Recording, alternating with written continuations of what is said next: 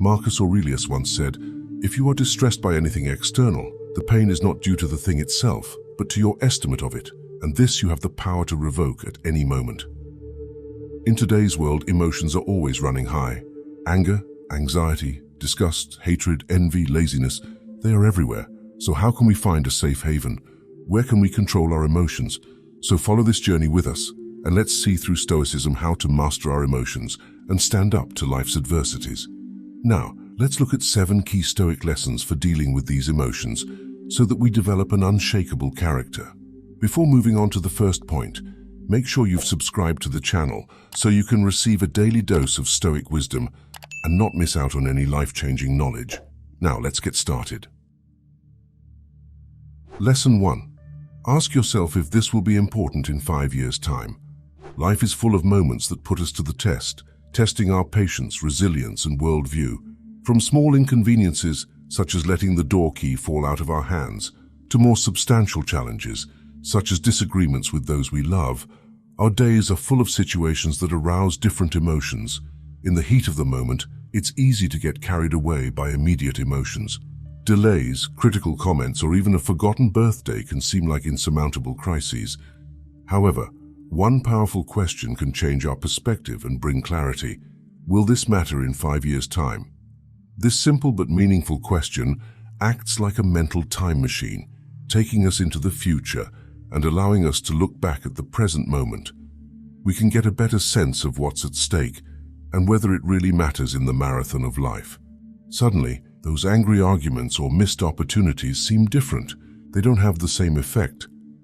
Most of the things that worry us today will become insignificant in the bigger story of our lives. Almost all of them will be reduced to insignificance. Think back to the challenges and worries you had 5 years ago. How many of them still have a shred of relevance today? How many have been defeated by time, new experiences, learning, and memories? This realization can be both humbling and liberating. It also allows you to explore compassion for others, because even if something simple has upset you, maybe it wasn't meant in a bad way. Asking this question regularly helps us to prioritize our concerns. It helps us distinguish between short-term obstacles and far-reaching issues. For example, although a difficult day at work may seem overwhelming at the time, in the grand scheme of life, it's just one day in the middle of a long career spanning several decades. This perspective also strengthens our ability to overcome and adapt in the face of circumstances. When we face challenges, keeping the big picture in mind can reduce anxiety and help us find the solutions we need. Instead of getting stuck on the current problem, we can develop strategies, adapt, and move forward, knowing that time usually brings clarity and resolutions. However, this approach doesn't just minimize our worries. It also encourages us to focus energy on what is truly relevant. By shutting out all the junk that comes into our minds, we have more clarity to think about what's good, as well as not feeling so overwhelmed. If we want our actions and choices to have a lasting impact, it is essential to invest in relationships, personal growth, and life experiences that remain relevant over time. Remember that they must be impervious to time and not something fleeting. Because in a world that often values immediacy, the question, "Will this matter in 5 years' time?" acts as a guide that directs us in the search for a life with meaning, perspective, and peace of mind. If we stop to think about it, everything of value in the world takes time to complete. The growth of a tree, the pregnancy of a baby, a degree, they all have their significant values and take time to complete and have a lasting impact. By regularly asking ourselves this question, we are able to face life's dilemmas with grace, ensuring that our energy and focus is directed towards what really matters. Lesson 2.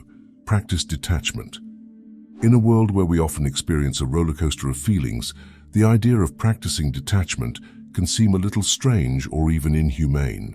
However, let's explore what it really means and how powerful this practice is. Detachment doesn't involve stifling emotions or becoming indifferent to the world around us. It's about nurturing a balanced view, a tranquility in the midst of turmoil. Imagine being able to observe events, situations, and even your own feelings without being overwhelmed by them. Use the thought of having an outside view. For example, think about the last time you watched an exciting movie. You've experienced moments of tension, excitement, maybe even sadness.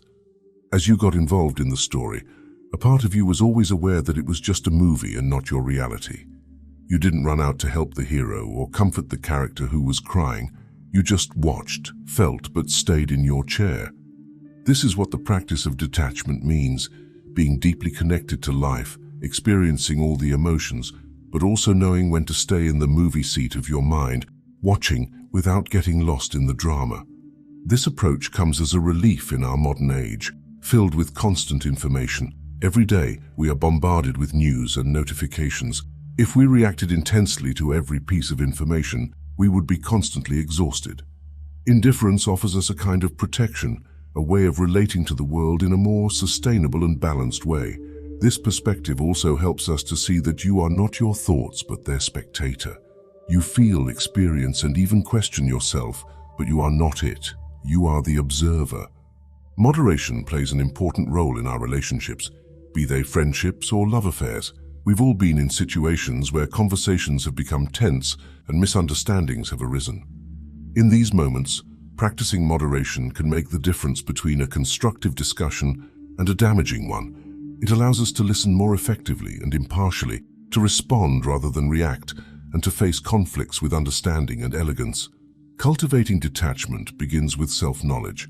Again, this detachment is you in the movie theater, feeling what the character in the movie is going through, regularly checking in with ourselves, recognizing what triggers us emotionally, and understanding our patterns creates a space between stimulus and response. In this space, we have the freedom to choose our reactions, to act with purpose rather than impulsivity. So we need to be attentive in this space of judgment because it is what influences us to take our action. And although it may seem like detaching from the good things and pleasures in life, detachment actually makes them even more valuable. By not becoming overly attached to outcomes, we are able to give ourselves fully to the journey, savoring each moment without the constant fear of loss or change. Practicing detachment is finding balance in an ever-changing world. It is a map that directs us towards inner tranquility, guiding us through all of life's challenges with elegance. By adopting this practice, we not only enrich our own lives, but also radiate a sense of serenity and clarity to those around us. Note that when you're more rational, it's easier to help those you love in a critical way, rather than just giving meaningless opinions that could make their situation worse. Detachment helps create the comfort needed to have a frank and transparent conversation, so you help the person to open up to you honestly, which is important and unfortunately a rarity these days. Lesson 3. The obstacle is the path. Marcus Aurelius already said, "The obstacle is the way." Our world is full of challenges, ranging from personal setbacks to global crises. It could be a simple delay for a doctor's appointment or even a global pandemic. Obstacles are an intrinsic part of the human experience. One way or another, they will be experienced. However, what if instead of seeing these challenges as burdens, we saw them as opportunities in disguise? The Stoic philosophers offered a powerful perspective on adversity. They believed that although we don't always have control over the events that occur, we do have control over how we interpret them and how we react to them. This shift in mindset transforms challenges from simple setbacks into valuable lessons. They didn't say that obstacles get easier with time, but that we get stronger with them. A quote from the Stoic philosopher Marcus Aurelius sums up this idea well. The obstacle to action becomes the path to action. What is in the way becomes the way. This means that every obstacle, every challenge, can propel us forward if we choose to see it as an opportunity for growth. It won't be easy, but it will make you stronger. Imagine a tree growing in rough, rocky terrain. Instead of being hindered by rocks and difficult soil, the tree develops deep roots that reach out in search of water and nutrients. It adapts to the challenging environment, and over time, the roots play an important role in breaking down the rocks and creating fertile soil around it. In this way, the rocks and difficult soil, which appeared to be obstacles, become agents of transformation that contribute to the tree's healthy growth. Similarly, in our lives, challenges can alter our course, often leading to results we could not have foreseen. For example, the bankruptcy of an enterprise, although initially painful, can open doors to a more modern and better enterprise, skills enhancement, or even the opportunity to open a franchise. Likewise, a relationship that didn't work out can be the fuel for personal growth, self-knowledge, and deeper, more meaningful future relationships. This Stoic vision also strengthens our ability to deal with adversity. When we start to see challenges as opportunities for growth, we become more flexible and willing to face difficult situations head-on. Instead of asking ourselves, "Why is this happening to me?" we start to ask ourselves, "What can I learn from this? How can this experience contribute to my development? How can I become stronger as a result?" This doesn't mean that we should look for problems or ignore genuine difficulties. It means recognizing that in every challenge, there is an opportunity knocking on our door. By nurturing this opportunity with an optimistic outlook, patience, and determination, we can turn obstacles into stepping stones that lead us towards growth, wisdom, and personal fulfillment. Because if we see it as a misfortune, we will probably have the most negative view possible. This will cause us to become paralyzed in the present time, and we won't act as we should have done, so see the obstacles as the path. Lesson 4. Think before you react. In today's world, dominated by technology and the desire for instant answers, the practice of reflection can seem outdated or even unnecessary. However, it is precisely this ability to stop and ponder that can be our ally in a world that pressures us to make quick decisions. Think of the countless situations in which we are faced with choices, both big and small, from selecting a dish in a restaurant to deciding on a career. The variety of options is vast, but it's not just the importance of these choices that counts. It's the way we approach them. Let's look at a common situation. Receiving a message that makes us nervous. Perhaps it's a colleague questioning our work or a friend making a spontaneous comment. The automatic reaction can be defense or irritation. These are usually the emotions we feel most. What if instead of falling headlong into these immense, intense emotions, you took a step back? By doing so, you're not repressing your emotions.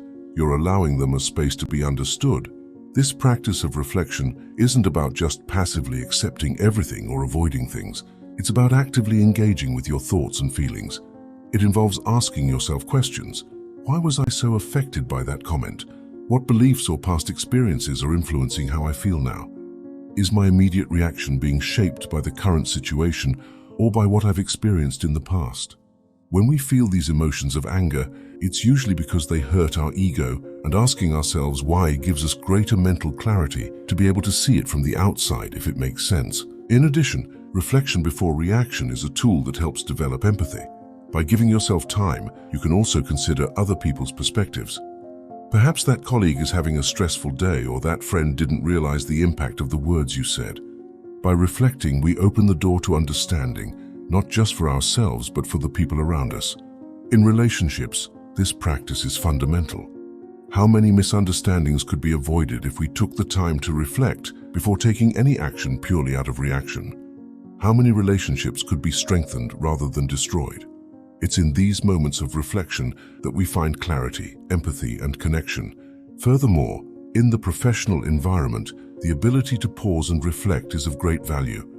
Leaders who reflect before making decisions are generally more respected and effective, as well as leading their teams better. They are seen as considerate, thoughtful, and wise. Their decisions based on reflection often stand the test of time. In a world that often seems to move too quickly, the act of reflection becomes a form of resistance, a silent but powerful declaration that we will not be swept away by the rush of immediacy. This doesn't seem to happen often, but it's because our minds are so focused on the hustle and bustle of everyday life that we don't realize how rushed we are when it comes to making decisions. This is a commitment to ourselves, to our well-being, and to the quality of our interactions with the world. In essence, thinking before acting goes beyond a simple practice. It's a philosophy, a lifestyle that values depth over superficiality, understanding over reactivity, and meaningful relationships over ephemeral encounters. It's an inner journey that has a profound impact on how we relate to the world around us, not only shaping our reactions but also the way we organize our lives. The problem with overreactivity is that it also makes us increasingly anxious, which prevents us from thinking clearly and calmly. In today's world, this also stems from social media and the incessant desire for novelty. But this is not good. The Stoics shielded their minds very well so as not to become reactive and anxious. For this, I've left a link in the first comment to help you deal with this anxiety as the Stoics did. Lesson 5. Keep a Stoic diary. The action of keeping a diary has been valued in all cultures and historical periods, not just as a record of events, but as a tool for reflection, growth, and personal enlightenment. The Stoics, with their emphasis on self-awareness and individual development, also embraced this practice. A Stoic diary goes beyond recording daily events. It serves as a space for contemplation, an inner dialogue for examining emotions, choices, and responses. It is the place where the external world meets the internal world, where events meet personal values and beliefs. It is the conversation where we reflect on our actions and thoughts. The diary is the judgment-free space to review how our mind expresses itself and acts. Think about ending your day not only by recounting the events that took place, but also by analyzing how you reacted. Why did you feel upset by a simple event? What triggered a burst of joy during a mundane task? By examining our day in this way, we begin to understand the patterns of our thinking and emotions.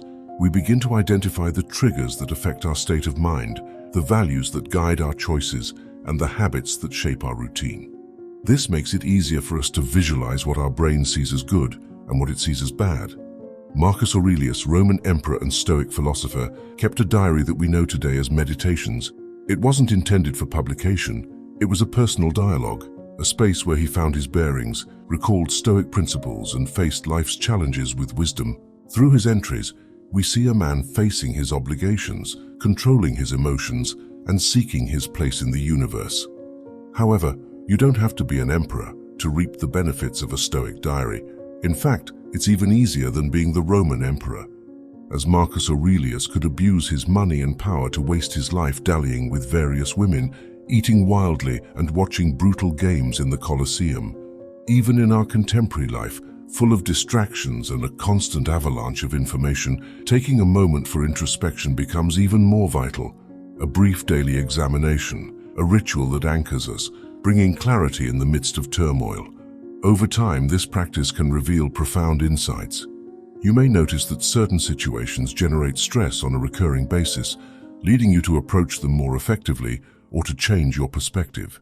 You may find that certain practices, such as gratitude or mindfulness, have a positive impact on your mood and worldview. The patterns that emerge can act as a guide for personal development. As well as providing insight, a Stoic diary promotes responsibility. By dedicating ourselves to daily reflection, we take responsibility for our reactions and choices. It becomes more challenging to ignore recurring mistakes or overlook misjudgments. Instead, we are encouraged to learn, adapt, and evolve. And believe me, it's much easier to have this discernment by putting everything down on paper, because our mind alone is not a reliable narrator. So if we write down what really happened that day, it's much clearer and more truthful than if we just kept it in our memory. In general, keeping a Stoic diary is like having a wise and unprejudiced friend by our side, always ready to listen, reflect, and advise. It represents a commitment to personal growth, a search for self-knowledge, and for a life that is in tune with our values and principles. Lesson 6. Know what is within your control. Have you ever found yourself in the middle of life's disasters? Not necessarily rainstorms, hurricanes, or earthquakes, but life's disasters. These are unexpected situations, disappointments, or sudden changes. The ancient Stoic philosophers of Greece and Rome have a valuable lesson that can serve as a support in the midst of these disasters, called the dichotomy of control. Imagine the following situation. You're going on a trip. You pack all your bags. You make a checklist of everything so you don't forget anything. But just as you're about to board, the flight is cancelled because of a storm. In this case, you have no control over the weather or the airline's decisions, no matter how much you insist. But your reaction to this cancellation is entirely up to you.